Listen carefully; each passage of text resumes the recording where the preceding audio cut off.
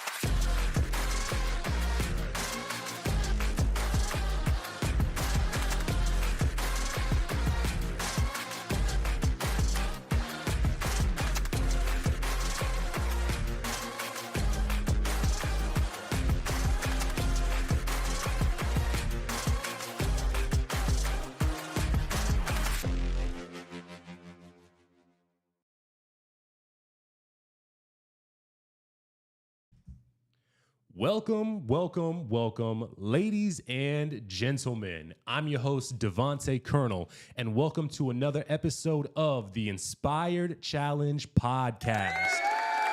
So good to have you with us. We are excited to be on. We are continuing with day number, 19? Day number 20 of our 30 days of streaming every day in the month of June. Haven't missed a day. It's been hard. It's been arduous, but we push on and we stick to the plan. So I want to thank you guys for joining in on this if you're watching live or if you're going to be watching on the playback. And if you are going to be watching, make sure that you're liking, subscribing, getting into those comments, and also share this out to anyone who might like to watch. Now, as we prepare to get into this episode, I want to set you up to understand the man that I sit with. Today, we have someone that I met at a networking event, And as I say, I'm going to set you up to understand him. I say that facetiously because I myself have a minimal understanding of who he is. So I'm going to let our gentleman go ahead and introduce himself. Please give the audience your name, age, relationship status, what occupation you're into, and some of your favorite hobbies. Okay, well, that's a lot to shoot off right off the bat. I will try to remember all those questions as best as I can. So Awesome. My name is Juan Camacho. I am 44 years old, married for 13 years to my wife, Amy. I guess as far as career is concerned, I am an attorney. Oh, thank you. I am a practicing attorney, been practicing law for about 14 years. And favorite hobbies is weightlifting, running, reading, and playing with my two boys. Excellent. Excellent, man. Wow. That is quite a set there. Yeah. Wife, 2 kids, fully physically active, and a whole career going on. For sure. And Juan, I definitely am appreciative of having you in. I know that the days can demand a lot, and so I always appreciate any guest that can truly set aside 2.5 hours to come and to be on a part of a show. So, Juan, I want to go ahead, waste no time whatsoever, and I want to get into some of the questions that we have for the podcast that resonate with you. Right. And so let's go ahead and get into that. So the first question that comes in is, what was it like for you growing up, and how would you describe your childhood? So growing up, I grew up in a military family. My father was in the U.S. Army. Served his country, United States of America, for about 20 plus years. I would say that my childhood was pretty much the adapting. So I had to adapt very quickly at a very young age as far as getting used to new environments, new people, new cultures. So, we talked a little bit before the show started. I was born in New York City, in Queens. I can't say that I rep Queens all that much because I was only there for about 1 month. Shout out to Juan for being real about it. So, we left after my father came back from Korea. He finished his first 2 years of service out there, or at least, I think at least one, but for the matter of fact, it was probably between 1 or 2. So when he left and came back to Queens, we left to go to Georgia. We lived in Georgia for about 4 years in the Augusta area where they play the Masters. For all those golf fans out there. So we were there for about 4 years. And then afterwards, we ended up moving to Germany. I lived in Germany for about 4 years. Yeah, Nuremberg, Germany. And afterwards, if I could kind of backtrack a little bit, we first lived in the Savannah area. And then the second time around, it was the Augusta area. So apologize for the yes, brain Savannah. fart there. That is a well-associated place for me. Yes. So I was there for 4 years. And then by the time I was about 12 or 13, we moved to Virginia. I was in Northern Virginia near D.C., Alexandria specifically. And afterwards, we left in the middle of my sophomore year of high school, which is probably the worst time to leave a particular place because you get used to your friends, you get used to your, the atmosphere. But we had to leave. Duty called. So we left and we came down to Central Florida. 1997. 1997. So from there, I went to high school in Pointana High School in Kissimmee, Florida, graduated. And then afterwards, I went to Valencia Community College. At least it was called a community college back when I went. And I know we made a joke about that before. Right. So I was there for 2 years, got my associates. Afterwards, I went to UCF, go Knights. Hey. Then I graduated there 2004. Left to go start law school. I went to law school in Thomas Cooley. It's in Lansing, Michigan. So going from Central Florida to Central Michigan was a jump. But quite different in climate. But because of the adaptability that I grew up with as a child, you basically have to continue with that throughout life. So being there, I was there for about a year. Didn't like the winter, so I left. Understandable. I left and went to Southern California to finish my law school career. I was in California Western in San Diego. Oh, man. So I was there for 2 years. Beautiful city. And then afterwards, I figured, okay, well, what am I going to do next, right? So I'm 24-ish years old, trying to figure out, what's next in my life. Actually, it was 27. It was 27. So trying to figure out what to do next in my life. So from there, Southern California, I did a short stint in Pennsylvania, east side of Pennsylvania in the Lehigh Valley. And then I was there for a few months and then left to go to Guam, which is an island. If the geography buffs out there is not too close to Australia, but if you want to think that side of the world, that's where essentially it's at in the Pacific Ocean. I was there for a year, worked for a judge as a clerk. And then, afterwards the clerkship was up. It was only for a year. And then I moved back to Pennsylvania. That's where my family was at.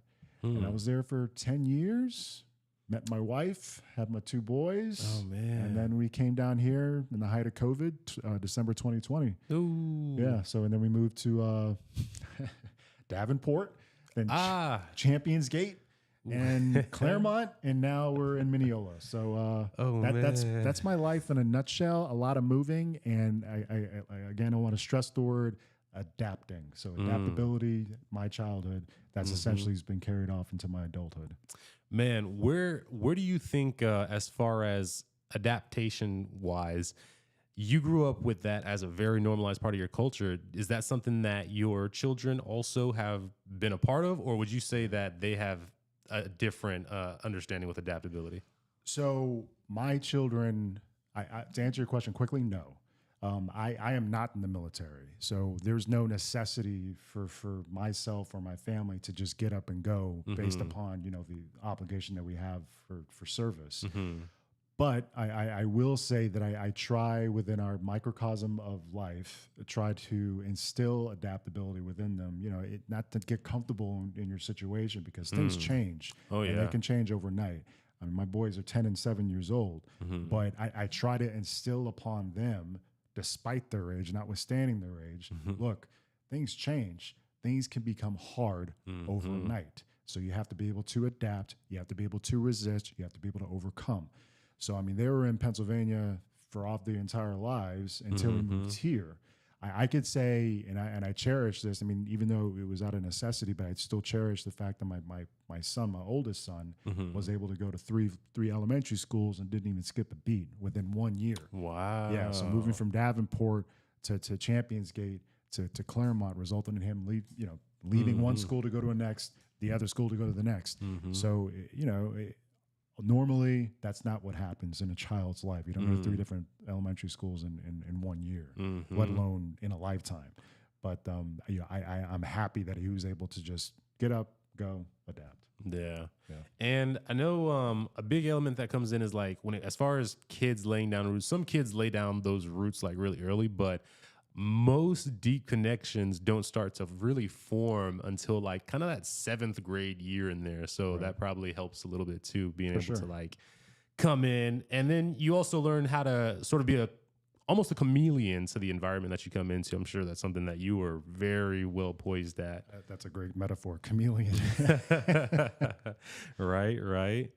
But so let's go ahead and jump into your piece 2 here. So are there any moments from your childhood that heavily influenced your character as you continued to grow? I think the most challenging part of my childhood occurred when I was about 16 or 17. It was when my parents were about to divorce each other. I won't go into too deep a detail about it, but as far as how it affected me, I will say that at the time, and it's just like any other circumstance or situation that a child goes through when their parents want the divorce, the house is broken. Right. Figuratively and literally, it's broken. So you don't want to be in that situation. You don't want to be in that atmosphere. So I ran to my friends. I spent the night at my friend's house over the weekend. Tried to stay out and after school activities for as long as I could because I did not want to be in my house. And I know that divorce is easily thrown around, or at least it's been a term that's easily been thrown around for the past couple of decades in this country, which is a shame. But I can say that despite the challenge, my parents were able to reconcile, the situation between them. Really? And the one person that I could account and attribute for that miracle was Jesus Christ. When you say they were able to reconcile it, meaning that they're on speaking terms now, or? Oh, they're still married. Ain't no way. What? You got a huge audience back here. I know, right? These people are active. Really? So they were able to pick up the pieces of it and to continue forward. Correct. Yep. That is something incredibly rare, Yes. especially. I mean, I guess at the time it was a different mindset to it than what is the common idea of what happens when certain challenges come up. Yes. I will say just to throw my professional side into it, because when I was growing in as an attorney, I represented a lot of couples in divorces, in divorce cases, and custody cases, and support cases. And, it's sad. I mean, you have to take off the hat, and you got to take out your heart and represent with your mind. You have to be the objective person in the room. Yeah. But it still hurts. People are hurting. You have to be able to provide legal advice on how to navigate that torrential storm, because that's what it is, and be able to help them through it. But deep down inside, personally for me, there's no advice or no logic that you can give to me to tell me that there's hope at the end of the bridge. But that hope manifested itself on its own, just through a miracle. You said, as a lawyer, I know you said you worked with cases as far as with divorce and whatnot a couple of years ago. What do you majorly handle nowadays? So when I was doing family law, beggars couldn't be choosers, and I had to learn the profession somehow, and family law was just bread and butter. I mean, we took, with the gentleman that I worked with, we took anything that came into the door, and 9 times out of 10, what came into the door was family law cases. And this was, when I first started in 2010, I was practicing in that sphere, that space, for about 6-7 years. And then, eventually you grind your teeth enough. There's like, what? I could start figuring out what I want to do for myself. So that morphed into, being able to represent businesses in employment defense cases. So in other words, that's just a fancy way of saying that I represented employers in relation to lawsuits that were brought by their employees. Okay. Right. So from there, that morphed into me being a litigator. When I say litigator, that just means a person that goes to court every day or fights for their particular client in court. Now I'm what you would call a business counselor. So in other words, like companies like Disney or McDonald's have their own in-house general counsel, and that's just a person that works as an employee within the particular business, and as it's their attorney.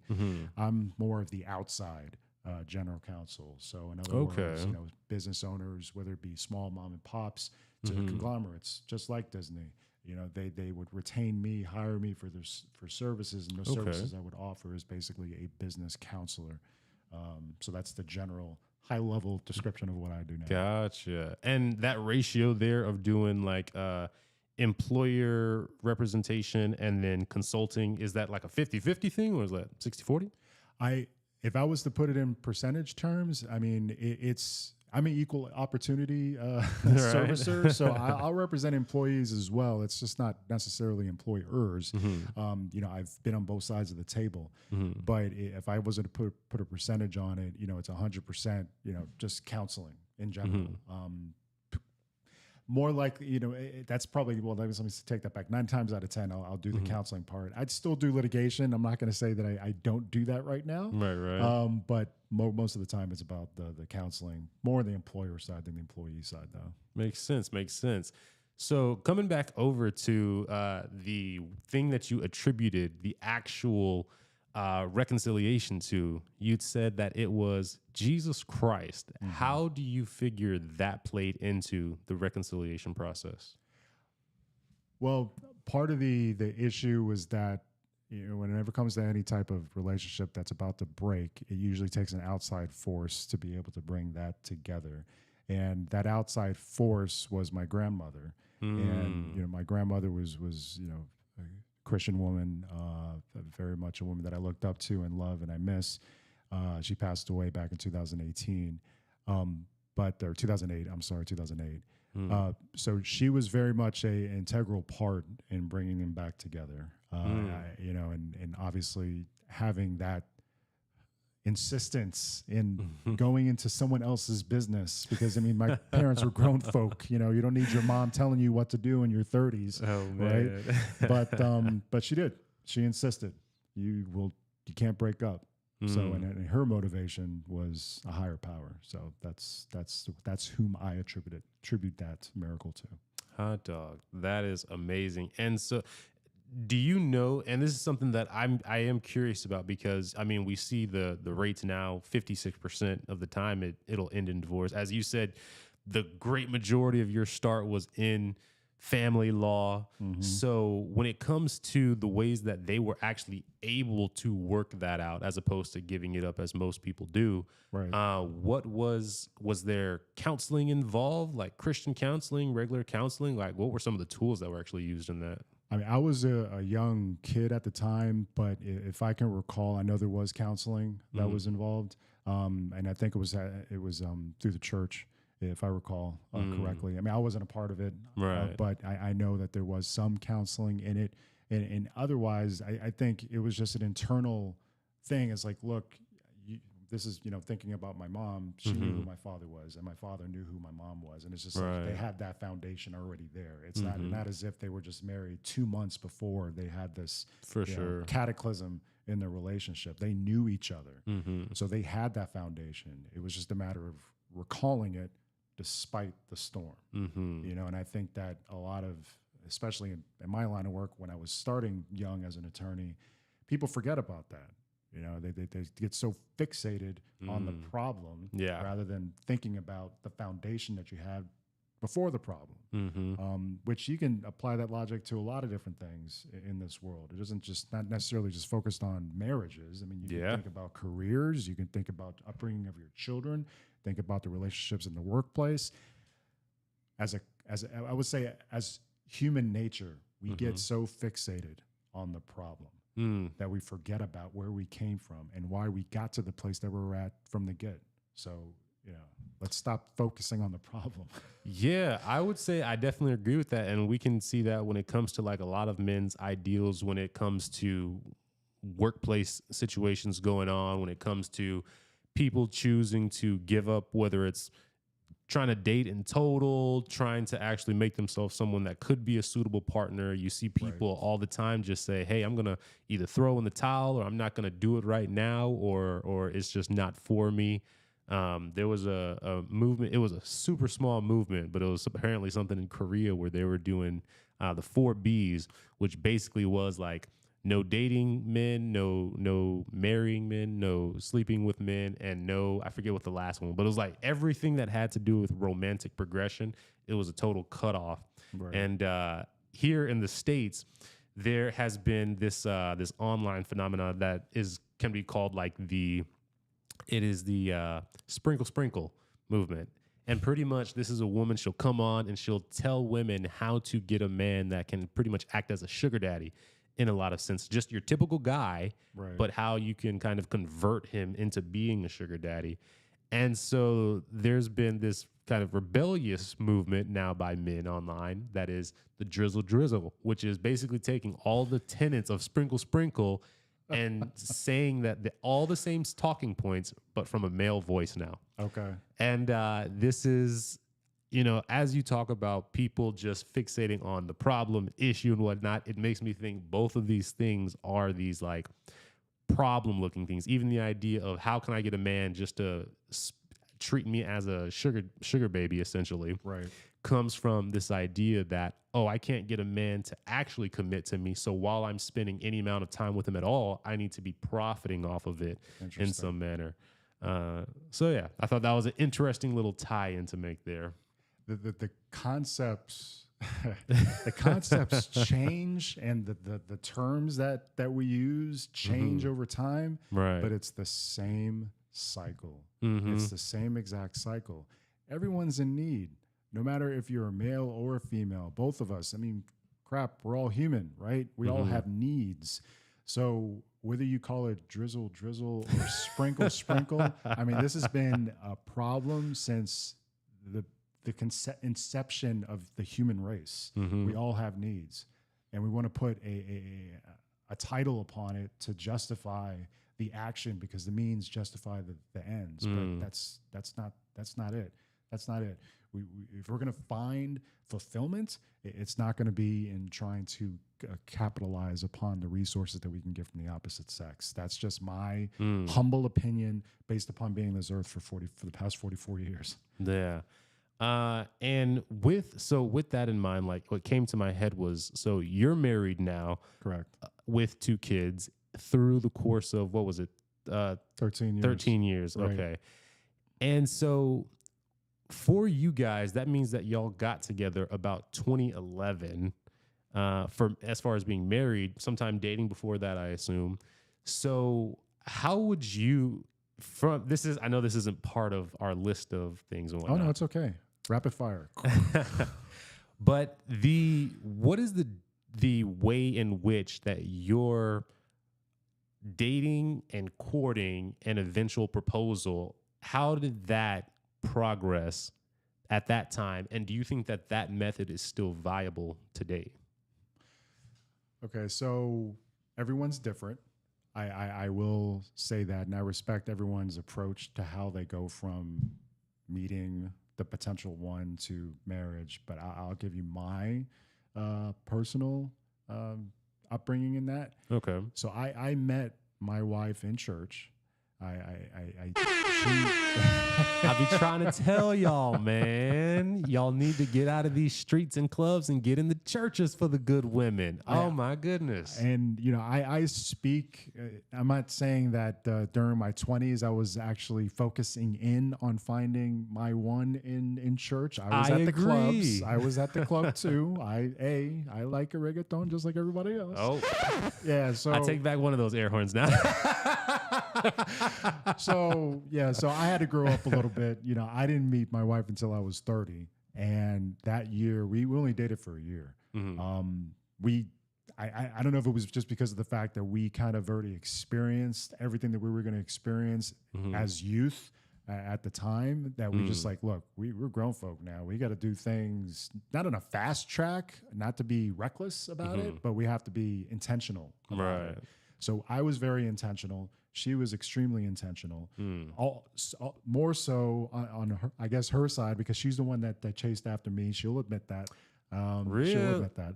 Yeah, she's the one that came after me. I was a little aloof. But she branded me. I felt it. I was just like, oh my gosh, like a cow when you're branded and cattle and all that stuff. So I felt it. Sitting there checking, wondering when it'll go away, and that thing is just there. Yes. So she found me, and at the time, we were both looking.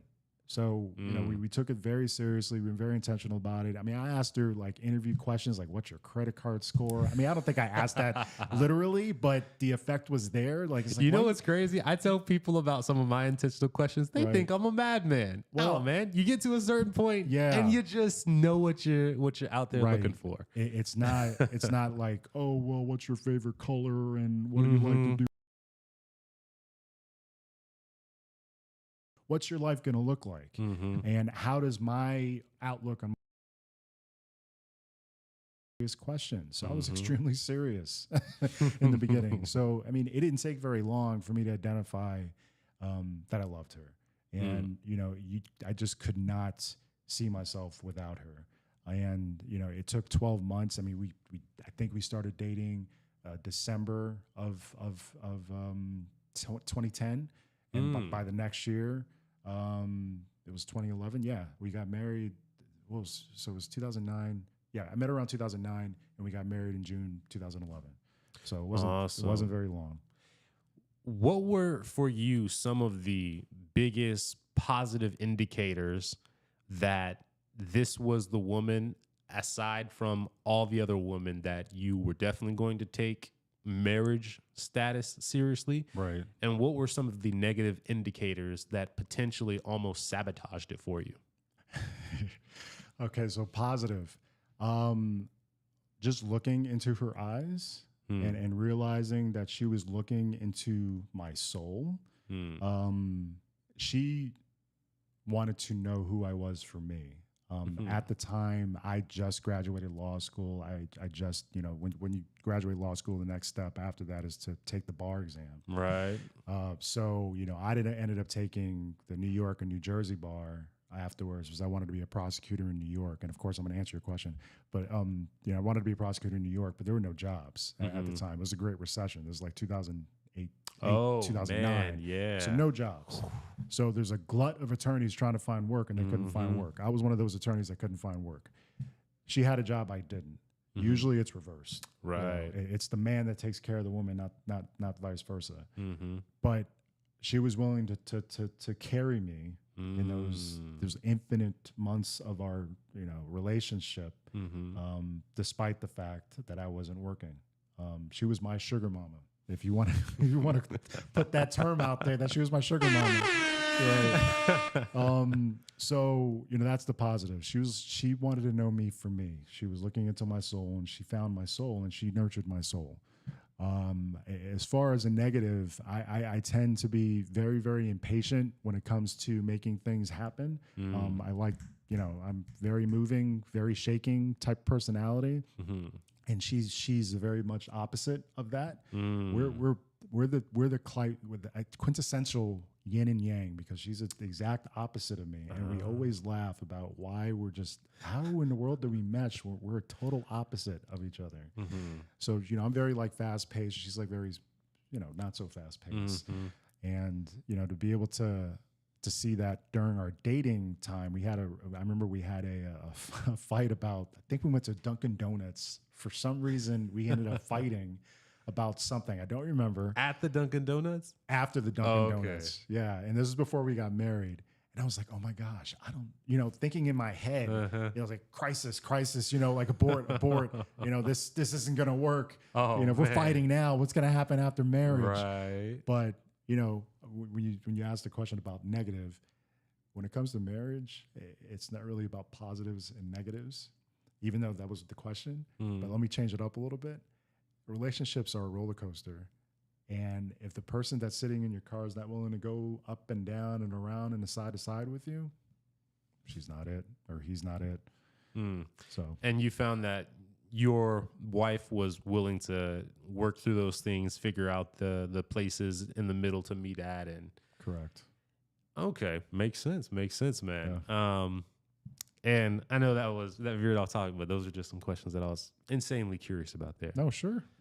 So continuing on here, how did you decide to begin on your career path? So going back to my grandmother, she was like I said, she was a powerhouse in our family. And I remember distinctly watching Law and Order marathon with her. The winter before I graduated from UCF. SVU or the other one? Oh no, the OG original. Oh, yeah. Before there were any letters after it. Before there were any letters. Man, so I don't mean to be dating myself. I am not old, but at the same token, I'm talking about old stuff. Man.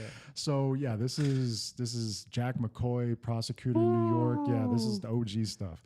So I was watching that with her, and that wasn't the origin of my desire, but that was the impetus of my desire. So that triggered me. It's like I gotta apply to law school because I want to be like Jack McCoy.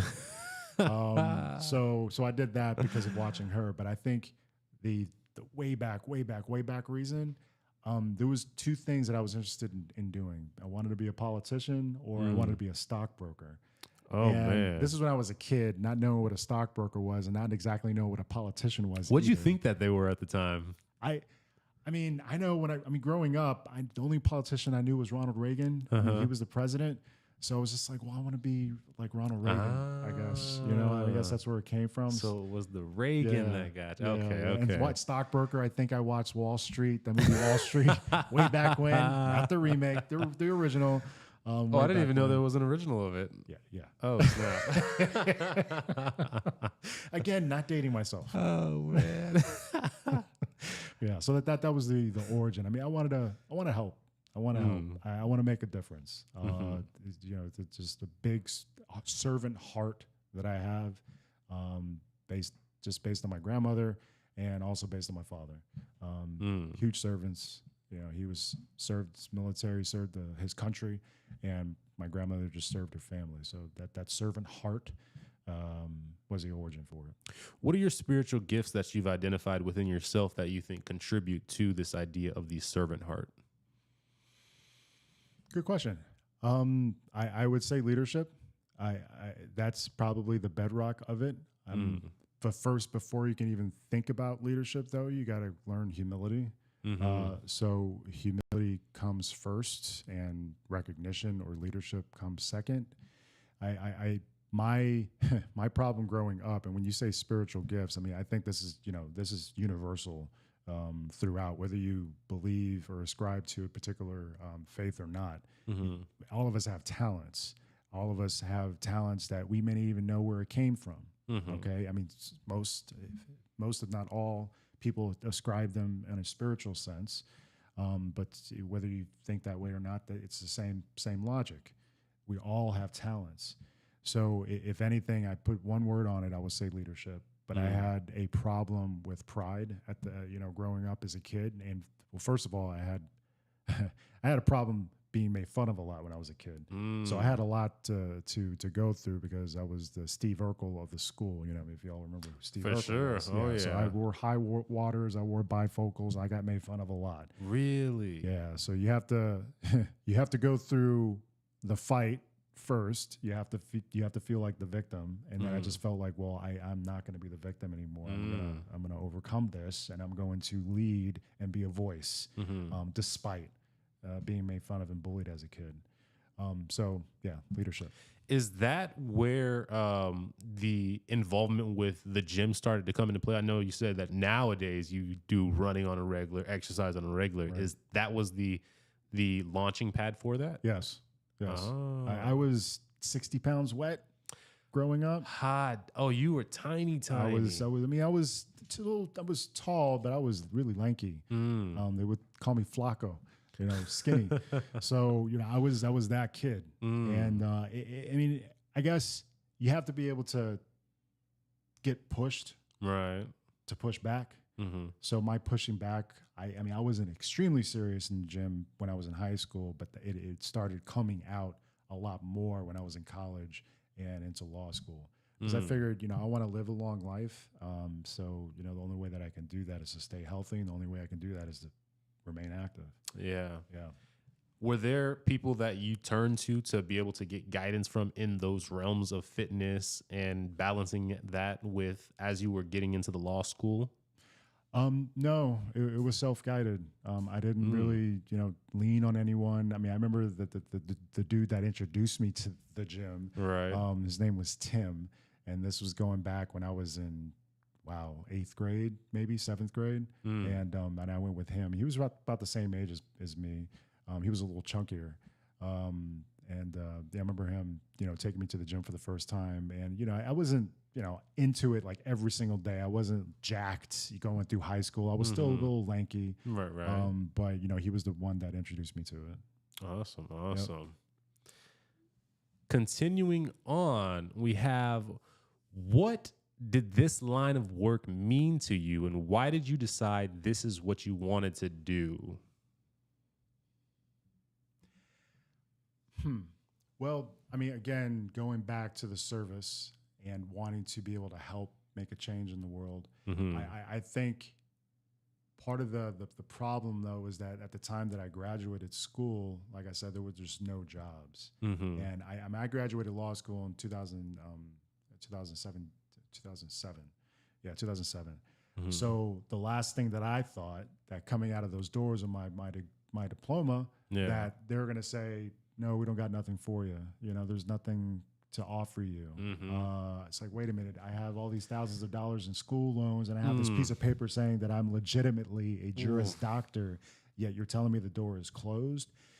So I did not have or obtain my first job in the legal realm until 3 years after the fact. So, wow. Yeah, right. So if you're asking me, what brought me to want to continue doing it, I already had my origins as far as why I wanted to do it, but It's not until you get adversity and opposition is when you actually find out whether this is really it. Right. So you have to fight for what you believe for, because what it's is for easy you. and nice to run after it when it's just the passion of your heart. Right. But once you get a door slammed in your face and you're like, oh crap, is this actually what I'm supposed to be doing? Right. That's when you're really tested in it. So, going through school, college, law school, I mean, go in hindsight, 2020, it's more like a bubble. You're living in a bubble. You're not living in the real world yet because there's no responsibility. There's no obligation. Yeah. You're not tied to anything. So when you go through that bubble and then when you come out, the bubble's popped. Now you have to start making your own way. Then you start realize, oh my gosh, what's my purpose? What am I supposed to be doing? And the natural progression is, okay, graduate school, you get a job. You're supposed to get it like right afterwards or right before it. I had to wait 3 years, 36 months, even despite the fact that I got a bar in New York, I got a bar in New Jersey, and a bar in Pennsylvania. And when I say that, that just means, I could legally do what it is that I set out and studied to do. Yeah. No job.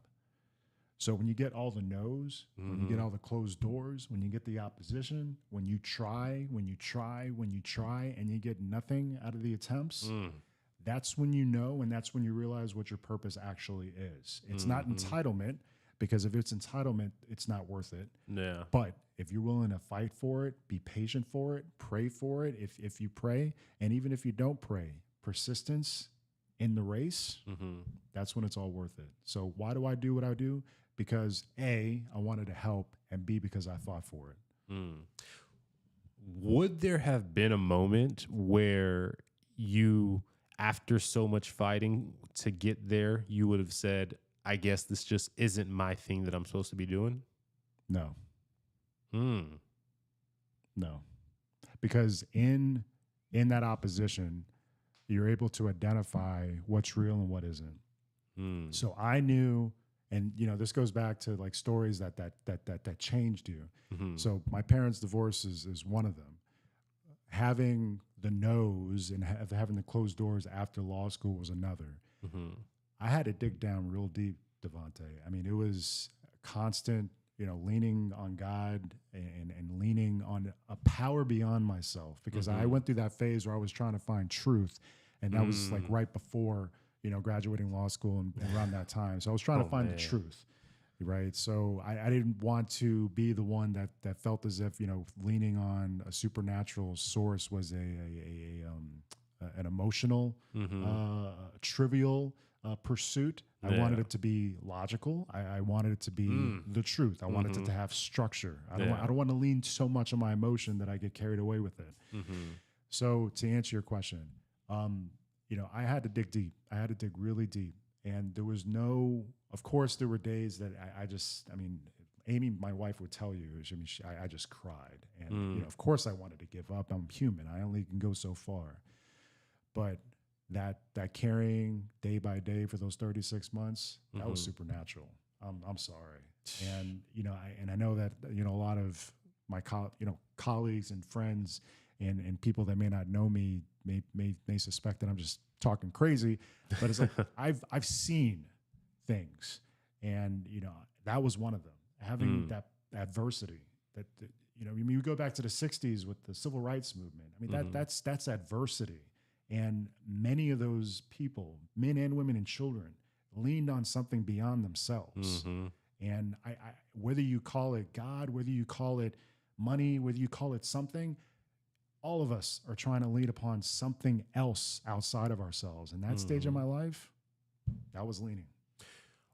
So this is certainly the apex, it sounds like, of where you cemented your faith. But I'm very curious to get the ways in which your faith was introduced. I know you come from the family where that was a part of it. How was it watered? What was that culture like for you coming up as a youth, and your walk with your faith up until the point that it became your leaning cane? So when I was growing up, I didn't lean on faith at all. I didn't even know what it was. I mean, we went to Catholic church every now and then, maybe like Easter. every 3 years, you know? Oh, So man. yeah. So it wasn't actually until, you know, like 16, 17, again, that was around the time of my parents, you know, almost getting a divorce. That's when I started realizing, oh, wow, you know, because that's when you're growing up as a kid, you don't really have that gift of observation. For sure. You don't know how to, even if you do know how to observe, you don't know how to articulate what you're observing. So it wasn't until teenage years, that's when you start becoming a little bit more malleable, you know, a little bit more flexible, with your eyes a little bit more open to be able to see the world for what it is. Right. So it wasn't, like I said, that climactic time until 16, 17. That's when parents had their problems. Grandmother started talking to them, and me seeing the fruits of that struggle. And I'm just like, wow, you know, this is 16, 17 years old. You still don't have that wisdom, obviously. But Right. I was able to observe the truth for what it was. So if that's a true question. Man, and I think that's really powerful because that demonstrates a couple of things. It seems like I can always identify when it comes to some people that I've met of faith recently, it is a certain struggle, and there's always this sagely grandma person of faith who was just so full of the spirit, full of the fruit of it, and was just pouring, whether directly onto that person or pouring onto someone that was pivotal to that person. And then the observation of this amazing person. And sometimes it took this character figure either being ailed or passing away or something to that degree before the person was finally able to pick up their faith for themselves instead of constantly observing it in this figure. Right. And so I think it's interesting in your story that your faith becomes something important to you in some stature when you see your family going through something, and it is the thing that helps to bring it back together and to give it a structure to heal back into. And then, as you mentioned, going through school and then coming out of that, looking at something, you return to that again. Right. And now this is two pivotal different moments that you describe where at each of these times, that was the thing that got you through it above any amount of pride that you held, above any amount of wisdom or knowledge that you had, that you understood. Right. It was this faith that you saw practice, not that you heard practice, but that you saw it piece by piece. You saw the pouring in, you saw the advice, maybe the long conversations, the late nights of people being out talking together, and the tears you shed yourself as you and your wife were there. Was faith any type of important element when it comes to your relationship with your now wife? Yes. As y'all were dating? Yes. I mean, we met in church, so that's all we knew. I mean, that was our life at the time. And I will say the reason that I asked that is Sure. because I know that people can meet in church, but be there because of social purposes. So that's why I still ask. Sometimes it's not even in a Christian relationship. It's not even something emphasized. Oh, you know, we both do this thing, but outside of church, let's gonna bend the rules. Well, so I am not the paragon of perfection, and what I mean by that is to say that you know, it's not as if I can just say that I'm, like I said, 100% perfect. I'm not. At the time, yes, there was a level of social meaning for it because, you know, I just moved back from Guam to Pennsylvania. Okay. I didn't know anybody, and my parents went to a particular church, and I just started going myself. I'd say 70% of it was me trying to re-ingrain myself in what I knew to be true for myself. Okay. So, you know, it was at the time going through UCF, law school, Guam. I was not focused in on that at all. Yeah. I wanted to have fun. You know, I mean, it was my 20s. I was like, what else can you do? It's just got to have fun. But I had my fun. I was getting in that tender age of 30 when it just seems as if you have to have everything together. You have to have your house. You have to have your picket fence. You have to have your dog. You have to have your car. Me, I had nothing.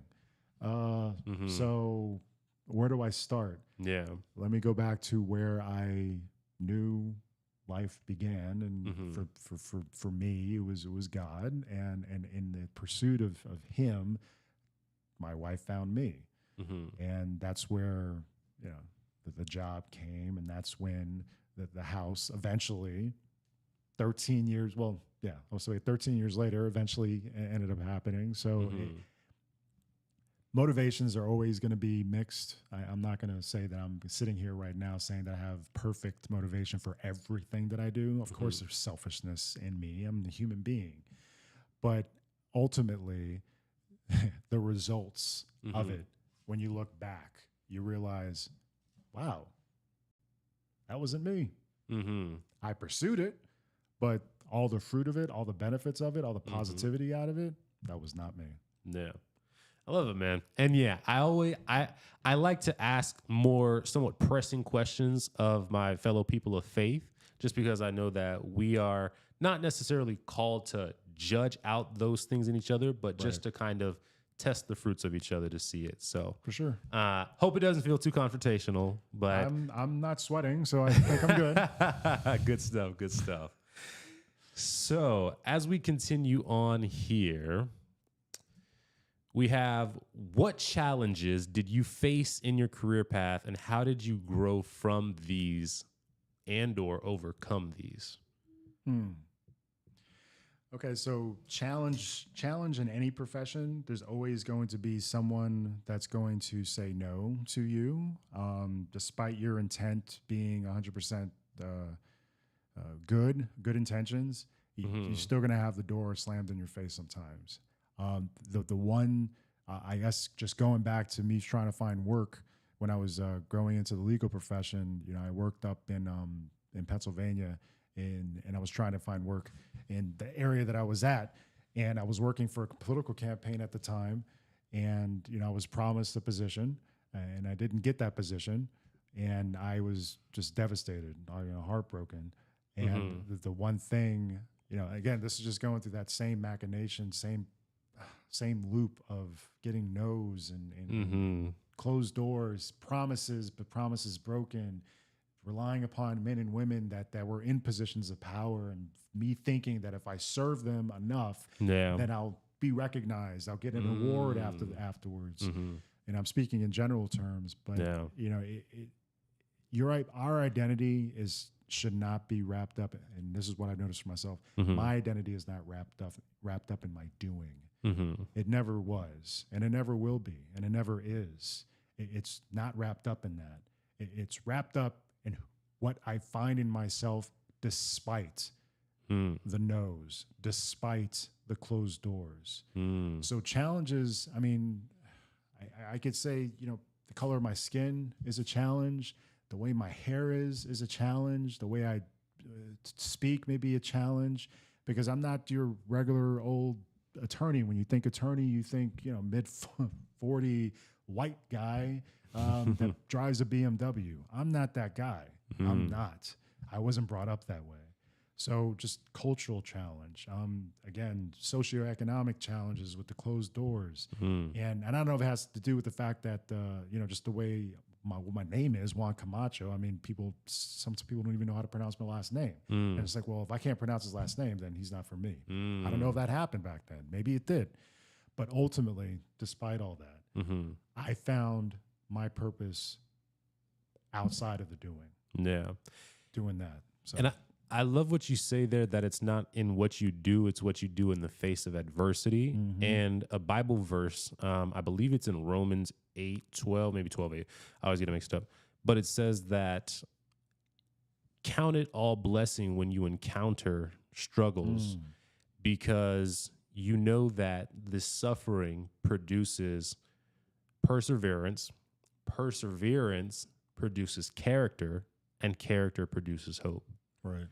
And then in that same spirit, there is a scientific piece where there's actually a part of our brain called the anterior mid-cingulate, where the more struggles, the more things that we push ourselves past that we don't want to do, the greater the neuroplasticity of that brain piece goes to, the same way that your muscles will grow stronger after you tear them down, put them through some grief Wow. and pressure. Your brain does the same thing when it's going through stress, and you can work through that stress and you can outdo it. Your brain will grow. And similarly, if you give in a lot to the things that come at you as adversity, then that part of your brain will recede and it will lose neuroplasticity. Right. So that's a part, as you talk about that and how you get who your character is from. I love that because that thought ties perfectly in with scripture, yes, and with science in the same spirit. Well, I didn't know about the science angle of it, and I was going to describe it this way because I always describe it this way as far as how my life has come up, and as far as I'm concerned, elasticity. So you use a little ticity word there. So I'm going to bang it up and say elasticity. So I think of a rubber band. When you stretch it at first, it's tightened up. Usually likelihood of breaking. But the more you stretch it out, it gets looser, more flexible, able to hold more. So that's what I think about my life. Thinking, hindsight. Yeah, at first I would just break. You call me a nerd. You call me, whatever you want to call me. Uncle Tom had been called once or twice in the past. Really? Yeah. And that's surprising because normally that's when that's for strictly black people. Well, you just look at me. It's like, I know I have my roots. Yeah. My roots in Africa. I mean, my family, Cuba and Puerto Rico. I know back when, my grandfather's grandfather, I mean, they're from Africa. Yeah, they're from Africa. So you look at me and you would suspect, it's like, no, that I'm black. But, you have to go through that. So going through that, family divorcing, stretching, moving all the time. Having the resistance, can't find a job after you graduate from law school. I mean, it's like people having problems trying to find jobs after high school. It's just like, why, logically you wouldn't even think that. So going through that and then coming here was a struggle as well. I mean, I just turned 40 and the last thing that I wanted to do was start all over after trying to build something for myself and my family up north in Pennsylvania. I was there for 10 years. And I had high aspirations. I wanted to be in Congress by the time 2020 rolled around. But instead of being in Congress in 2020, I picked up my family jobless and drove down here on faith that something was calling us back here. Because I was here back in the 90s, early 2000s, and something was just calling me back here. Yeah. So we came back in faith. And in that year, I was working full time. And there was something called COVID. That was happening. Children couldn't go to school, so I had to be their teacher, trying to study for the bar exam, the Florida bar exam, which, my fourth bar exam in 10 years, and trying to sell the condo. And, and unfortunately, my wife's family were thrown out of their home, so they had to live with us. So all of that put together, struggle, adversity, elasticity, being able to live through the struggle. And I know everybody has a story. My upbringing. This is my makeup. Yeah, man. And it's, oh man,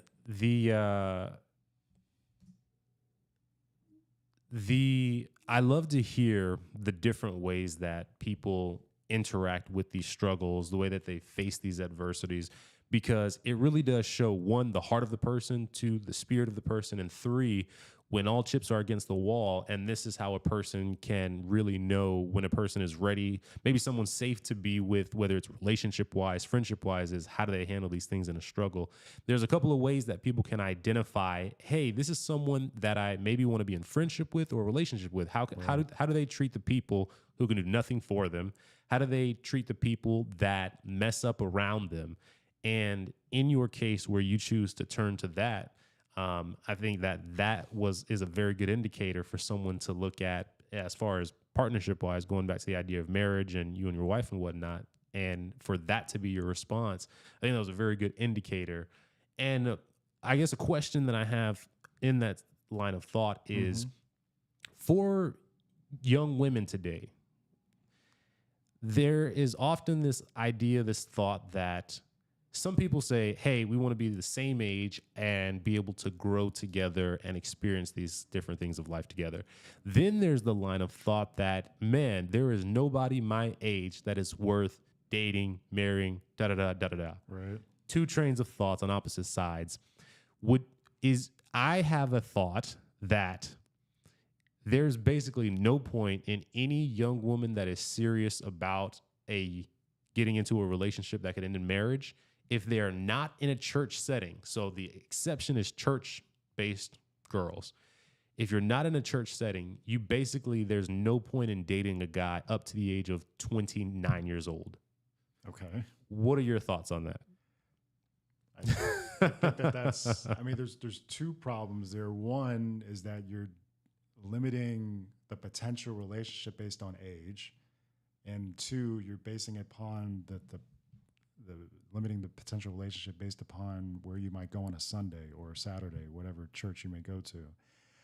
I am more of the open-minded type person where it's like whoever you love is whoever you love, regardless of age and regardless of whether they go to church. Now, of course, if there's fulfillment and if there's an intention of self-improvement, then obviously where you go as far as your worship, it can help with that. But as far as age is concerned, I will say that age does not all the time is a good indication of wisdom and knowledge and how to apply, how to live your life, but not necessarily so. I mean, you can have a 24-year-old falling in love with a 50-year-old. I mean, does that look right? Probably not. But hey, more power to them, right? Why should age be a limiting factor of who I have a relationship with? I mean, I could only speak for myself. If it's easy for me because I'm already there and I'm done. I'm out of the game. But you're like, I made it out. I'm already out. I'm past that. But for anyone else, for example, you have two sons. Correct. So the two sons coming up, their dating world is going to be completely different than what you're dating. Yeah, y'all use apps now for dating. I'm just what? Dating apps. I think they were literally just starting to come out with Tinder, and everybody thought Tinder and eHarmony were absolute jokes of things to even think of. You were the weird person if you were on those things. Now it's so common to culture. Right. I mean, by the time that your kids get there, we might be looking at VR headset dates for all we know. You're probably right. You're probably right on there. Okay, so relationships is based upon, it should not be based upon the culture that those relationships grow out of. In other words, one person's love for another person isn't really defined upon third parties and their opinions, or at least it shouldn't. So how people connect is how people connect. I mean, we're talking now in the 2020s about making fun of dating apps and all that kind of stuff. I'm not making fun of it, but just saying that there was back 10 years ago, 15 years ago, that was the weirdest thing in the world. Oh, yeah. But you go back to the 80s, you go back to the 70s, you go back to the 60s. I mean, there are weird things going on in those times too, as far as how people connected. I mean, there were live-ins and sit-ins and love-ins and there was all these different ins back in the 70s and 60s. I wasn't alive then, but I watched a lot of television growing up. But we look at that now and it's like, oh my gosh, it's like the weirdest thing in the world. But no matter what the means are to connect people, our relationship shouldn't be defined by it, or at least limited by it. Let the relationships happen the way that they should. You go out with someone, you go to the movies. I mean, people still go to the movies these days. You have dinner with them. You talk about life. You share life with them. And then out of that, organically, something is going to click, whether you met them through Tinder or whatever other dating apps that are out there. I don't use them. I don't know them. Or whether you met them through church or whether you met them at a grocery store. Juan has passed the test, y'all. He does not know what we're talking about America Online for goodness sake. This is like stuff way before a lot of the viewers were even alive. For sure. Yeah. So I try to stay up with the times, but I'm also old fashioned. I know where I came from, and like I said, it doesn't matter what the means are when people connect, just as long as they connect for the right reasons. Yeah. A thought that I've had, and I get the reason why I posed the question when it came to the, if they meet in a church setting or if there is that the age thing, is because I've found that a lot of people can get into really good relationships, completely screw it up because of so many temptations when it comes to things like the dating apps. You can get people call Instagram the biggest dating app in the world right Really? now because you can get on Instagram and there is a page, literally there's a page where typically the most attractive women will appear there. And if you narrow it by city, you can find the most attractive females in your city and you can essentially, take your shot at, hey, what's going on? Right. Da da da da da. And a lot of guys blow their relationships through whether it's dating apps, Instagram, and a lot of girls who are really, really good quality girls indulge in guys not knowing that based off the attractiveness level of that guy, they don't even have any type of interest in considering seriously a relationship that ends in marriage Right. until 30 to 35. I've seen to be sort of the cream of the crop number of when women can safely look at men and start to have some type of idea of reliability. Right. Typically, and this was an interesting conversation that I saw happen and I contributed to, and it was that women of the age of 35 are like, hey, I don't want to date a man. I want to date a man that I am X amount attracted to and that has XYZ going on. And I say, at the age of 35, you're either going to have to get a younger man, so someone that is between maybe 27 to 30 to up to your 35. Right. But typically your 35 pluses are going to be some form of either divorced, kids involved, probably went to prison at some point, but came out from it, turned their life around, maybe was addicted at some point and turned their life around, either was jobless or like just coming out of a jobless situation. You're going to have to get with a man who has known a deep amount of struggle and has some baggage attached to that. Right. And the idea of taking a man with some type of baggage in there, it was, a phrase that was used was, I would never settle for hot water garbage. Water garbage. Which is, as we look at the typical man, most men suffer from some type of lack of emotional intelligence is one, lack of moral character is two, or some type of corn addiction. I think it's difficult. And if a man doesn't suffer from one of these three things, then they're probably doing something that winds them up in prison, Right. or they probably have job issues. Right. But it's difficult to find a man with none of these things that they suffer from.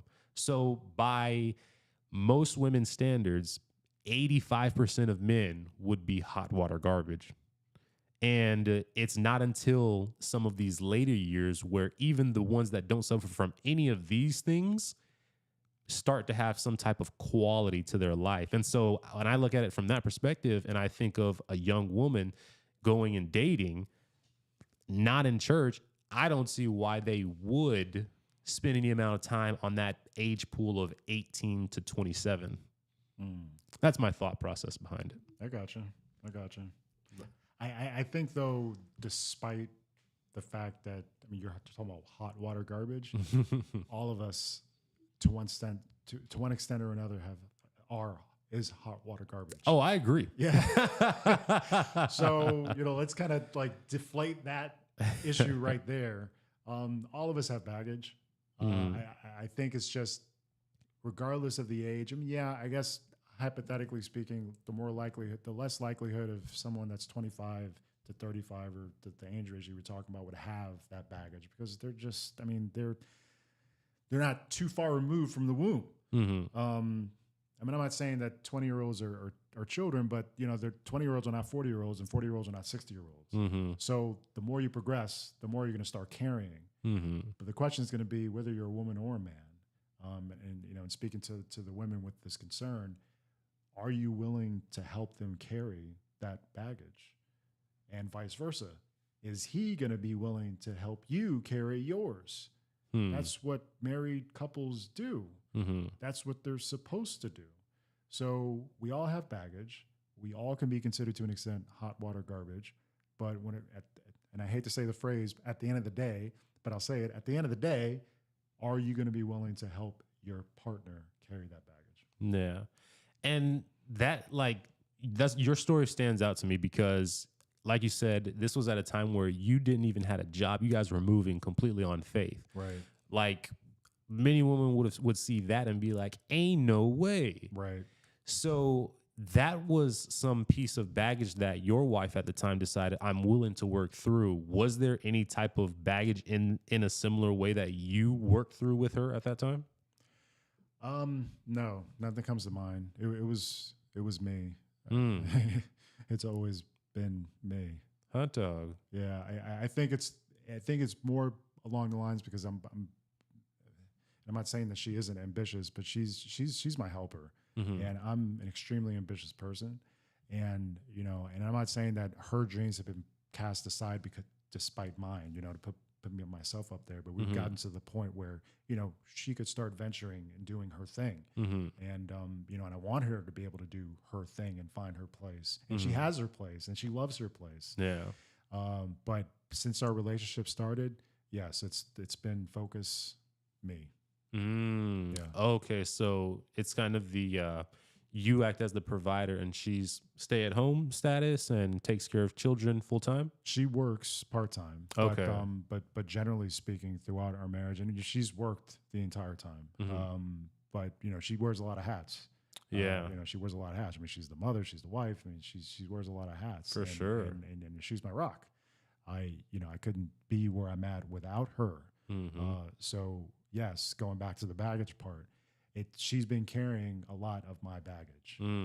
But I don't want it to connote like it's a burden.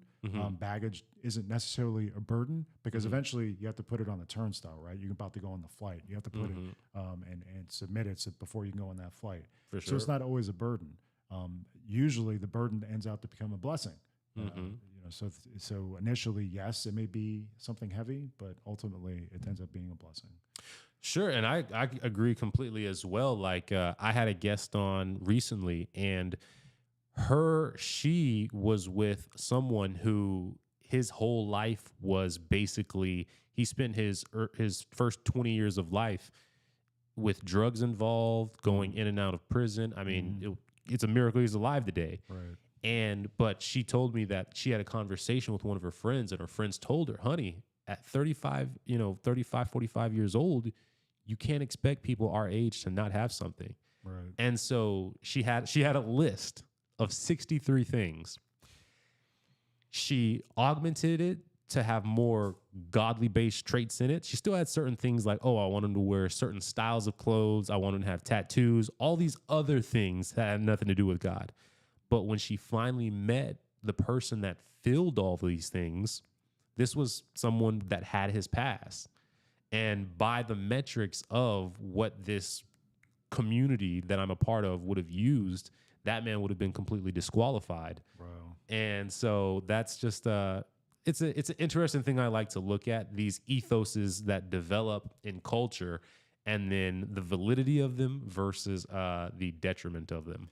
I mean, ethos and culture, more likely than not, is based upon assumptions. Past experience equals future results and things of that nature. But you take that at its root, it's an assumption that what a person may have gone through in the past is going to happen in the future. Let alone we forget about the present. So who is this person now? Right? Yeah. I mean, I will say that the past has a pretty good indication of what's going to happen in the future when it comes to humans, because it's hard for us to learn something new. But unless something happens in the middle, the present, where it changes, you change priorities, you change purposes, I would not rest upon the past being an indication of what happens in the future. Yeah. Something that someone told me was that it's one thing if a person has a past. The past can be an indicator of the future, but it is not an indicator of the future unless a person continues to live in the past in their future. Right. And hearing that, I thought to myself, yeah, that if the person just continues on and they say that they're a different person, they say that they've changed, but then they have the same habits, they show up to the same environments that contributed to those situations, then that's probably a good indicator of what you can expect from that person in the future. If your partner was highly promiscuous in the past, and then they say, oh, now I'm ready to be committed, but they're still going to clubs, going to boys or girls nights out on Friday nights, and they like to get drunk every couple of weeks, you can probably look at these 3 different signs and fairly connect that these are things that probably the person probably likes to do with their friends, maybe when you're not around, and where their mentality might be with it. Right. Yeah. How we round out as individuals is basically based upon what our environment is. And until we change that environment, yeah, you're right. Repetition is key. And then we're creatures of habit. So until we change the environment, let's say that, like you said, you go to the club every single week, or whoever it is goes to the club every single week, which I've done, unless you change that environment, unless you change that habit, the fruit will never change. So what you reap ultimately is what you end up, or what you sow is, and eventually what you reap. 100%. Yep. Agreed. Let's see. We were on. So this is number 6 here, and it is: what resources exist to help people enter your field and facilitate growth once they are in it? So getting into my field, if you want to be a lawyer, the first thing that you have to do is obviously graduate from college. You have to graduate from some sort of university. That's usually a prerequisite or a requirement before you apply to a law school. So what I did, like I said, I went to UCF. I majored in political science, which basically meant 2 things, or 2 tracks, or 2 roads that I could have gone down. One, be a teacher, or the other, 3: teacher, politician, or lawyer. Now, those things can commingle very easily. Right. But, that was like the basic train of thought when I was at UCF. So it was one of those 3 tracks. And then, so graduating from UCF, the next thing, or right before that, you take what's called the LSAT, which is the Law School Admissions Test. So I'm speaking from my experience. Things have changed a little bit since then, but from my experience, it was college and then the LSAT. You have to get a particular score. The higher your score, the more schools you'd be admitted into. My LSAT was not that great. I don't know what it was with standardized tests back then when I took them. I just locked up and froze up, despite the fact that, I consider myself somewhat bright. I just could not take the LSAT, or at least I did, and it wasn't a great score. So, my choices were limited as far as law schools are concerned. I applied to 16, got waitlisted at 1, and only got admitted to 1. And that's the law school that I ended up going to. So college, get a high LSAT score. Once you go to law school, you make sure that, you do the best you can. You don't party too much. You don't party at all. You're supposed to be studying. This is what I would tell my 20-year-old self now. Just don't party. Oh, man. Of course, you got to have fun. But anyways, so you go to law school, you get as high marks as you can. The funny thing is that, I did not do well on my LSAT, but I made an honor roll first semester in law school. So it was just kind of like, what kind of question, what's the indicator there? If you have a low LSAT score, you're supposed to be failing at a law school? No, I didn't fail. I actually excelled. Right. So, doing that, I was able to parlay that into transferring from the school that I was at. But going back to your question, college, LSAT, law school is usually 3 years, unless you do fast track. But afterwards, what you do is take the bar exam. So the bar exam is just another test that you take to basically legitimize all the things that you studied in law school. Now, I will say, and this has been preached a lot in the past couple of years, that how you do in law school and how you do on your bar exam isn't going to be an indicator how well of an attorney you're going to be. So, and I guess you can apply that to any type of profession, no matter what test or school you go to. It doesn't tell you how successful you're going to be in the future. For sure. So college, LSAT, law school, take the bar exam. I took the bar exam in Jersey, New York, Pennsylvania, and then last here in Florida. So I took 4. And that's not a normal thing. I would not recommend anyone taking 4 bar exams. Pick one jurisdiction, one state that you intend on living for a practical, reasonable amount of time, and just stick to it. Yeah. Don't spread yourself too thin.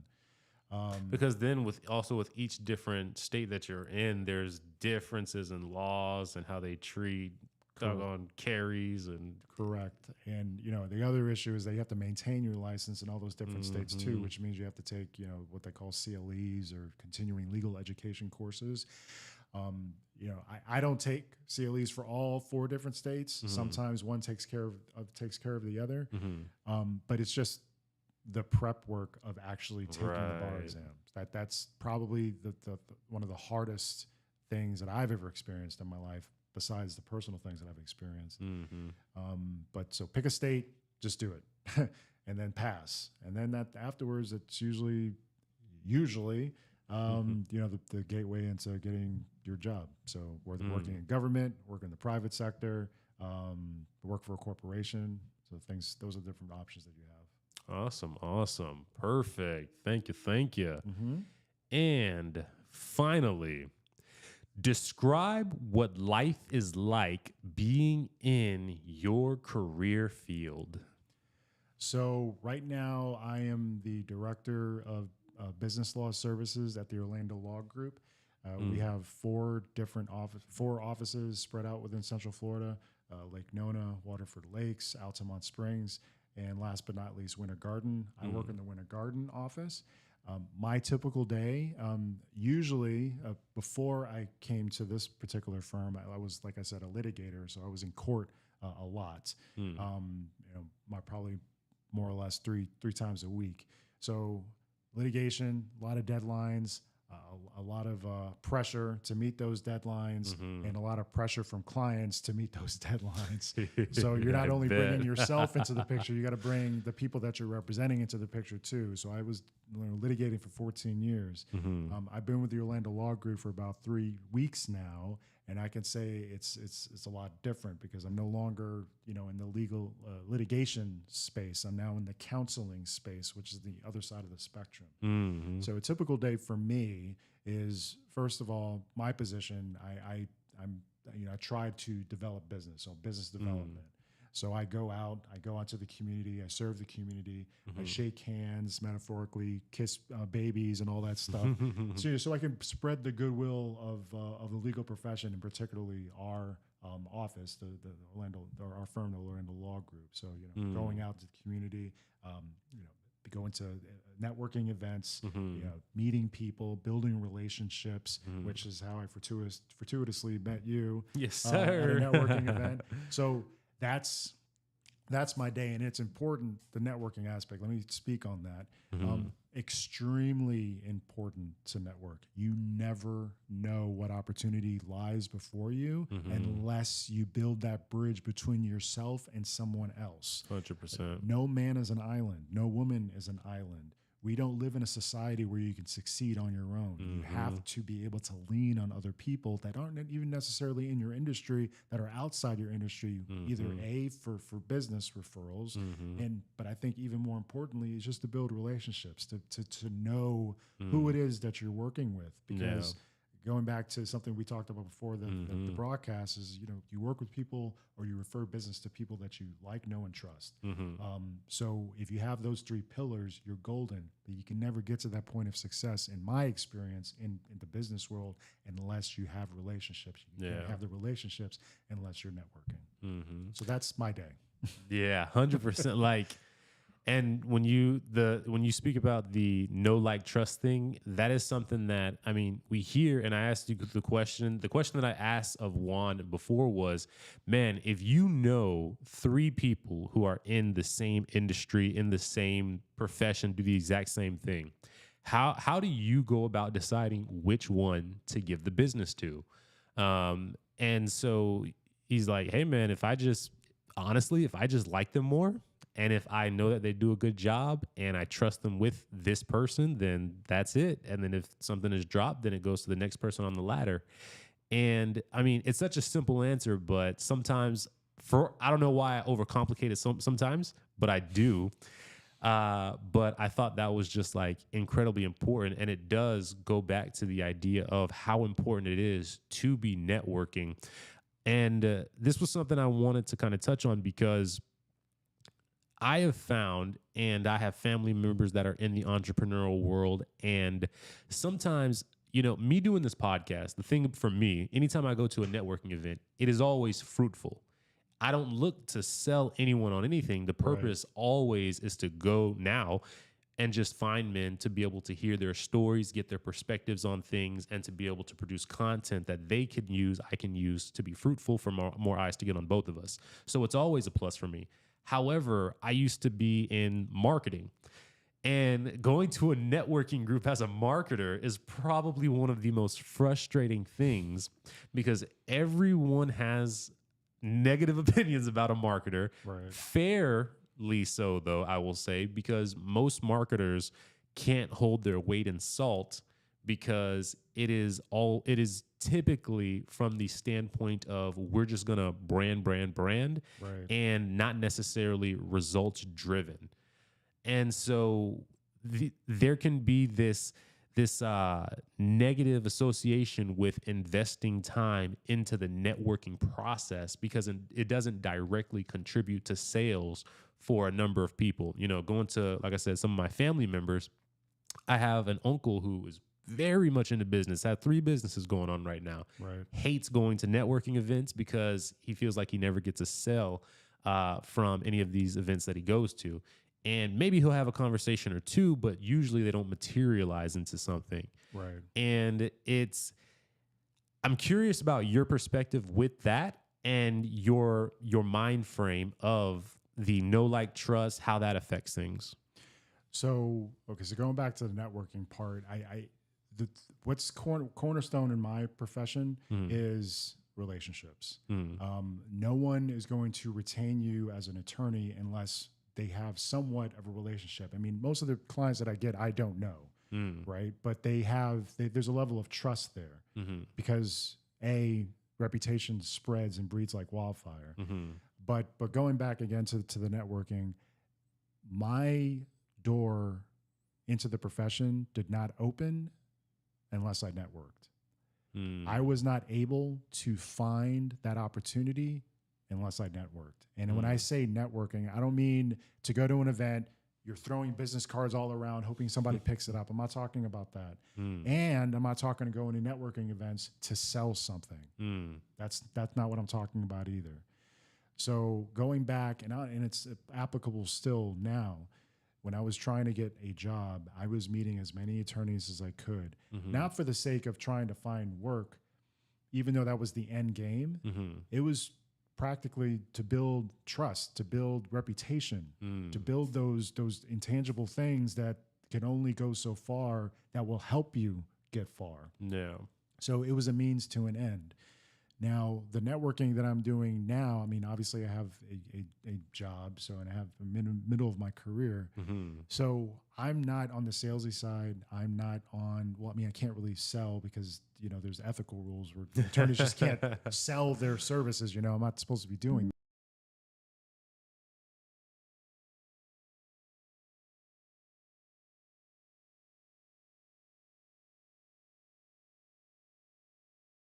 Random event, and it's not necessarily me passing out my business card to get a referral. It's just that you just never know what can come out of the relationship, not the client.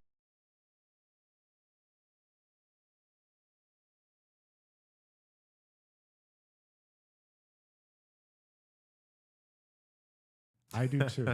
I'm naturally introverted. I'm very inside and very much in my head, but it seems to me whenever I show up, I know that there's an opportunity somewhere to be found. I'm maybe introvert, but I'm also always intrigued about what opportunity can come around the corner because I had no opportunities back when I was trying to start out. Yeah. None, zero. And it was only because of the relationships that I built through networking that I was able to find that opportunity. So, but it behooves me to continue that because you never know what's around the corner.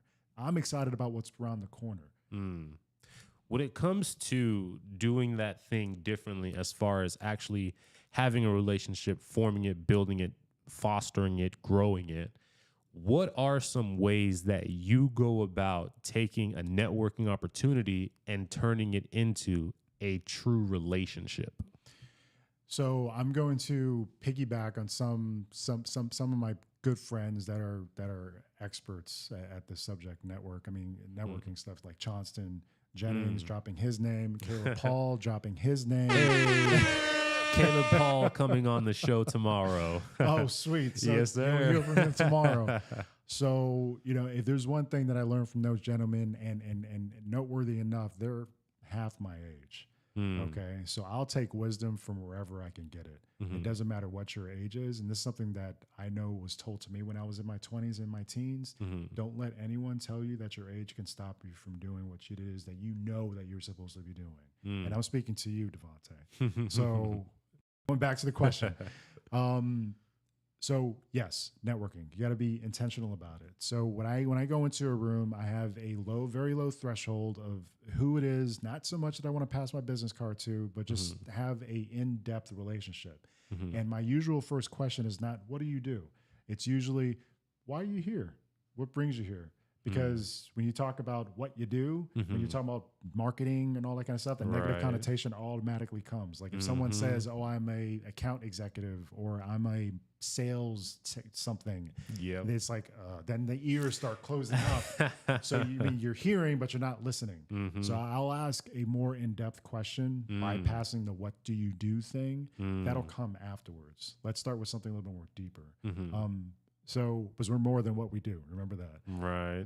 So I start with that, and then usually that progresses into other questions. And then at the very end, it's like, hey, let me give you my card. Let's connect.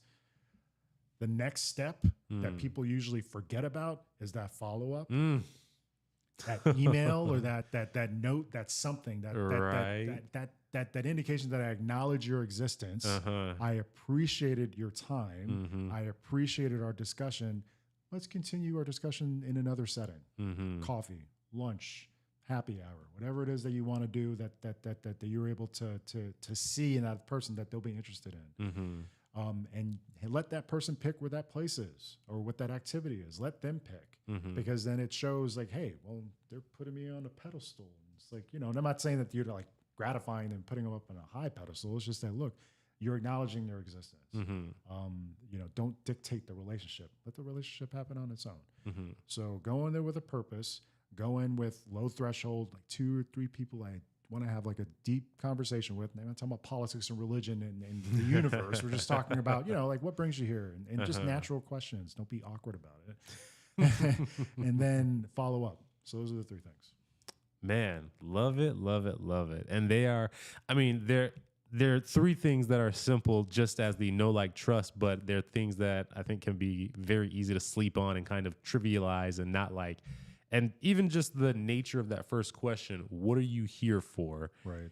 Goes so much more to like the heart of a person. Because a person could be a marketer, but maybe they're there because they've had a strange week and they just want to be around some. I saw a guy, he is literally a high school teacher. Does not have a side business. He's thinking about doing something. He goes to anytime there's an Orlandopreneur event at the Citrus Club. Right. I know I'm going to see that guy. Right. Has no business. I ask him, why are you here? No disrespect, but like, what are you doing here? Right. And he's like, man, sometimes I just like to unwind and come here and be around positive, forward-thinking people. There you go. And how much deeper of an answer is that then? What do you do? Oh, I'm a teacher. Huh. Why are you here then? Should you be grading papers or something like that? Yeah. But like that makes sense. And then from that type of question, what are you doing here? I mean, like when I hear it, I think a part of me thinks like you're questioning someone's legitimacy being there. Right. It's like, what? Well, yeah. Why am I here? Yeah. Yeah. You make them think. Yeah. And but it may be that type of like maybe like circular functional break in the system that needs to happen both for that person and for you to be able to talk about something different. So Right. it's something that I always intend to implement that question. And I just default the doggone programming goes in. Oh, so what do you do here? You know?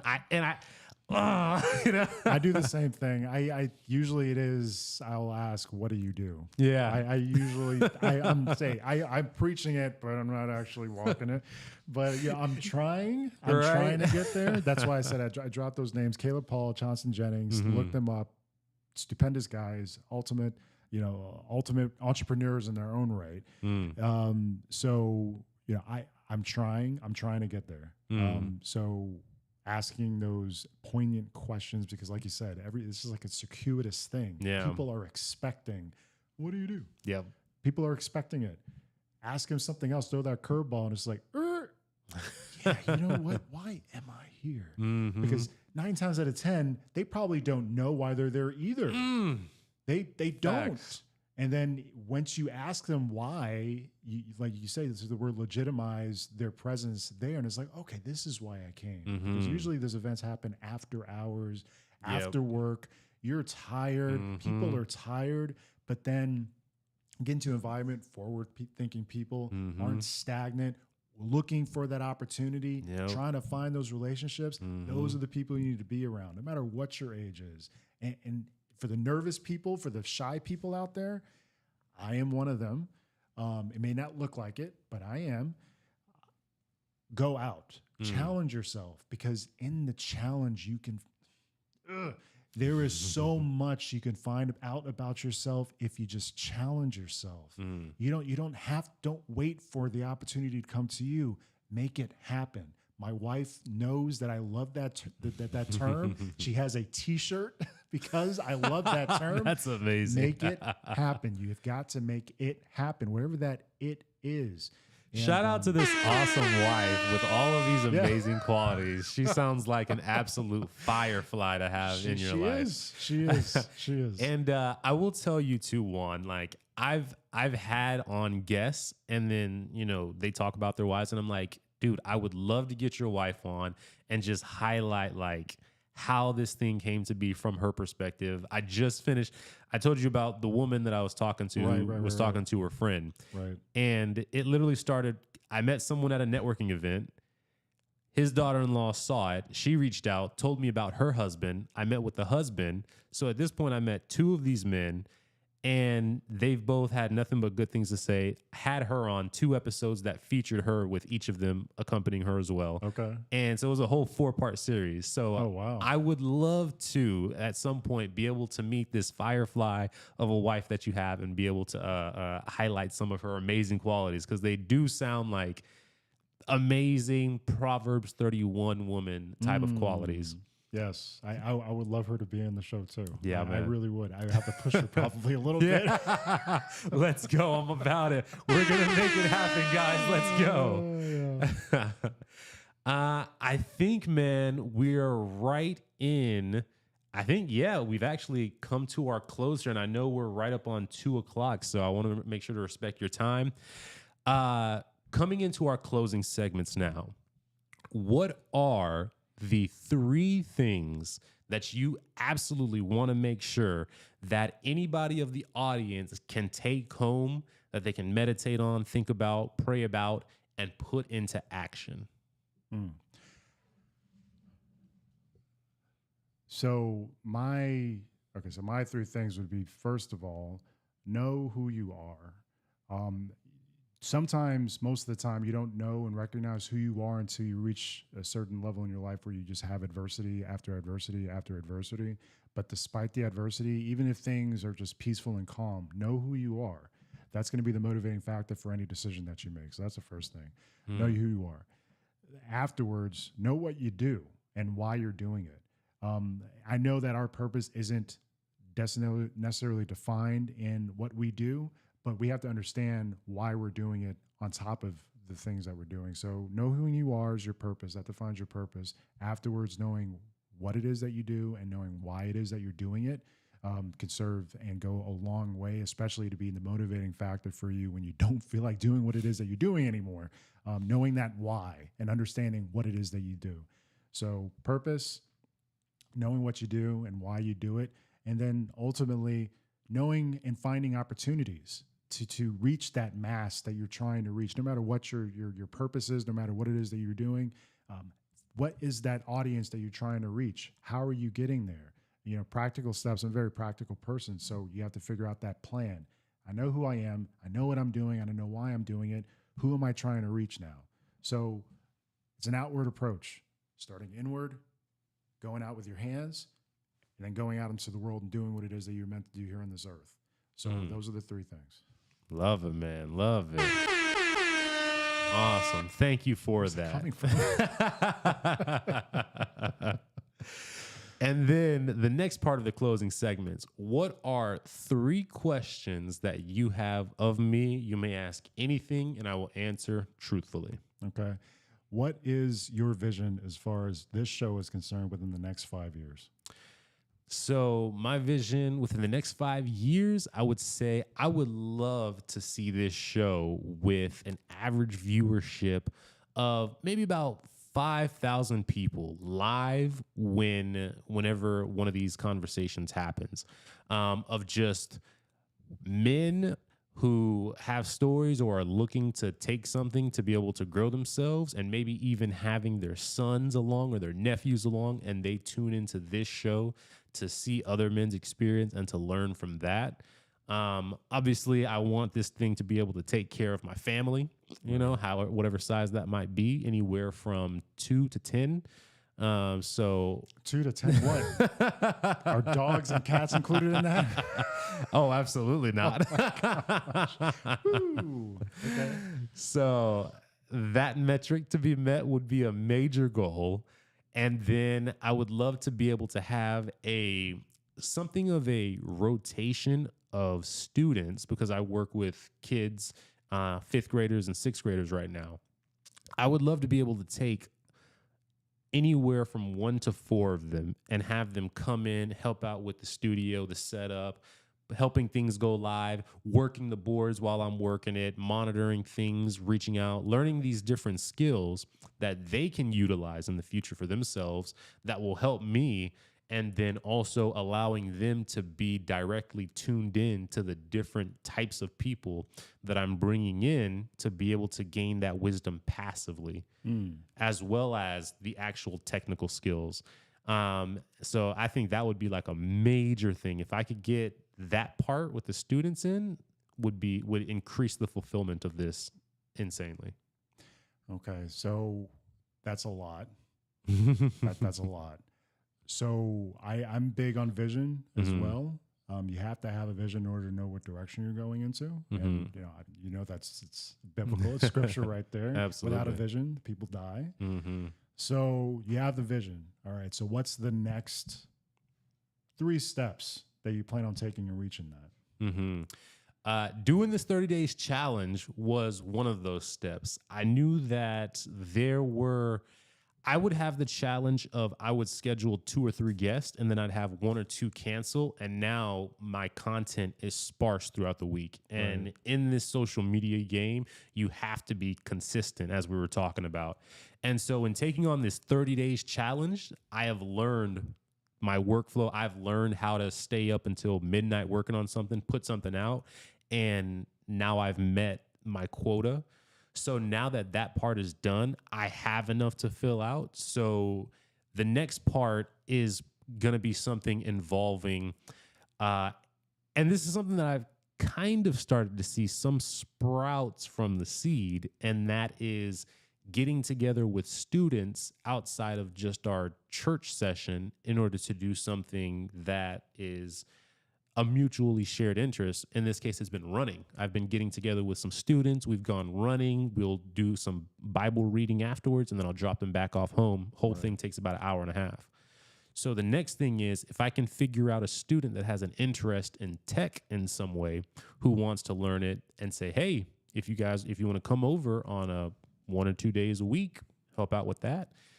And I know now it's actually just that taking the step with the student's parent to make that happen. Right. And I could already start to see the first leg of that. The part that's the most challenging right now is getting the reoccurring male population that I'm looking for, because fact of the matter is most guys go where attractive women are. And because I feature men on this, I am knowingly shooting myself in the foot. The strategic move would be to have like 3 or 4 women on and have one guy who's kind of like an expert at a thing, and then me as the host, and to facilitate that. And so I know I'm working things a little bit more difficult. So I am trying to figure out a way to make the content in such a way that is still true to what my aim is, but also it's not for such a small niche of people that it can never even reach those people, because there are no numbers that can get it in front of those people. Because things work on an algorithm. Things that are unpopular aren't going to be seen that much, and things that are popular are going to be seen more, you know? Gotcha. Okay, so how can I help you? That is interesting. I would say the biggest thing that could be done to help, and I've had the opportunity to experience this more, and I've really liked it, would be if you know people who are in, whether it's some type of space that gives them exposure to students that they work with collaboratively, mentors in some form. I had on a teacher and a student the other day, and we had a conversation that was amazing. Right. And that felt significantly in the line of calling. And I would love to do that, because that ticks a couple of boxes. It reaches the next generation like I'm trying to do. It highlights someone from the previous generation. It connects them. It gives these different age groups a reason to each tune in. Younger people tend to be excited about sharing things that they're involved with. Right. So if there were people in the space of working with youth that you know that you could connect me with, and that I could start to have on the show more regularly with their students, that would be enormous for me. I got 2 contacts for you. Oh man, I'm excited now. You know one of them. Oh, really? Yeah. Oh, snap. Okay, okay. Well, in that case, let me go ahead and wrap this show up so we can. But the final piece of this, before we do wrap up, is what is something right now that you would either like to confess, something that you've been struggling with openly, or just something that you want to give a praise about? But what is something that I and the audience can come around you in prayer about at this time? My prayer request would be to not, I guess not to beat myself up too much, to continue what I'm doing, even though I know that I'm not, like I said, I'm not a perfect man, but to being able to not beat myself up and to not disconnect myself from God, because I'm not feeling as if I'm not fulfilling or checking those boxes. Like just kind of I feel as if he wants to cast me aside when I know that's not the truth, because of the fact that I'm not doing all that I should be doing. So being consistent, that's the word, being consistent. Man, that is a good one right there. And I think it's one that a lot of men can relate to. Right. So at this time, folks, please join me in prayer for our man, Juan, here. Dear Lord and Heavenly Father, we thank you, Lord, for this day that we were able to connect with each other and have everything meet on time and to be able to get into this. We're so grateful, Lord, for even just the opportunity that we had to make the connection, the fact that we each decided to pull the trigger on something, And we've been able to have this amazing conversation, and we've acknowledged you throughout it, God. We thank you for Juan and opening his life and his experience to myself and to the audience, and allowing it to be an avenue through which people can learn from, can improve upon for themselves, and that they can walk forward knowing that there is a man before them that came, struggled in the field that he was in, and still pushed forward. And we thank you, God, for making Juan as that type of man so that he could inspire those who would come after him, see his struggles, and know that they can continue forward. Dear Lord, we want to pray for Juan, and at this time, he just has a feeling of discouragement and this tendency that really and truly most men will place on themselves, where he just feels like he's not doing enough, God. And we would just pray that you would take from him any doubt or question that he is not doing enough, and instead you would replace them with the ability just to look back at all the amazing things that you've done for him and the ways that you and he have partnered together and achieved certain things that are able to be a testimony and a glory unto you. And we pray that his mind and his heart, his spirit would focus on all of these abundant works that you've done in his life, and that would be what propels him forward in replacement of this spirit of discontent and of shame and guilt for not having done enough, Lord.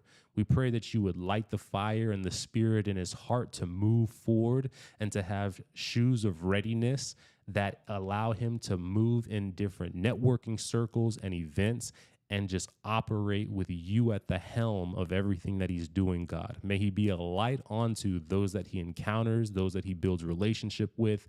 May he be a leader to his community, continue to be an amazing father, husband, and leader in his home, his first ministry first and foremost, and may he just be able to be fearless as he continues with whatever opportunities you may place in front of him, knowing that you support all that he does, so long as he walks in your will, Lord. And may he seek your will more and more each day and be in more alignment with you, because we know that when we have the most alignment with you is when we can achieve the most.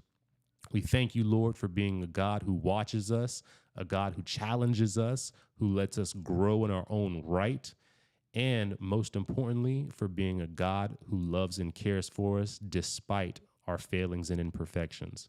We thank you, Lord, and we thank you for all the audience that came and watched this, and we pray that they would be blessed by this conversation and that they too would continue forward with the spirit of courage and bravery to take on any challenges that life may present them. Thank you, God, for everything you do in our lives. And it's in Jesus' name we pray. Amen. Thank you, sir. Absolutely, my man. You guys, I hope you've enjoyed this. This has been an awesome conversation to be able to have with Juan. And I'm excited because, hey, we may be able to get his wife on at some point near in the future. I still need to get Matthew and his wife on.